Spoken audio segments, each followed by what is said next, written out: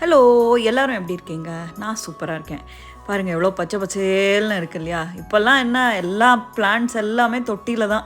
சரி, நம்ம இன்னைக்கு அதே மாதிரி ஒரு நல்ல பச்சை பச்சேல்னு ஒரு பெயிண்டிங் பண்ண போகிறோம். இந்த தண்ணி பார்த்தேன்னா அது குடிக்கிறதுக்கு இல்லை, ப்ரஷ்ஷை க்ளீன் பண்ணுறதுக்கு தான் இந்த தண்ணி. இப்போ நம்ம என்ன பண்ண போகிறோம்னா, அந்த ப்ரஷ்ஷை எடுத்து இந்த எல்லோ கலரில் முக்கி அப்படியே அந்த ப்ளூ கலரில் முக்கி அதை பேப்பரில் வச்சு ஜூயிங், அப்புறம் இன்னொரு தடவை ஜூயிங், இந்த மாதிரி நம்ம பண்ணினோன்னா நம்மளுக்கு ஒரு அழகான ஃப்ளவர் மாதிரி கிடைக்கும். இந்த பெயிண்டிங் பார்த்தீங்கன்னா இது வந்து சிங்கிள் ஸ்ட்ரோக் பெயிண்டிங் அப்படின்னு சொல்லுவாங்க.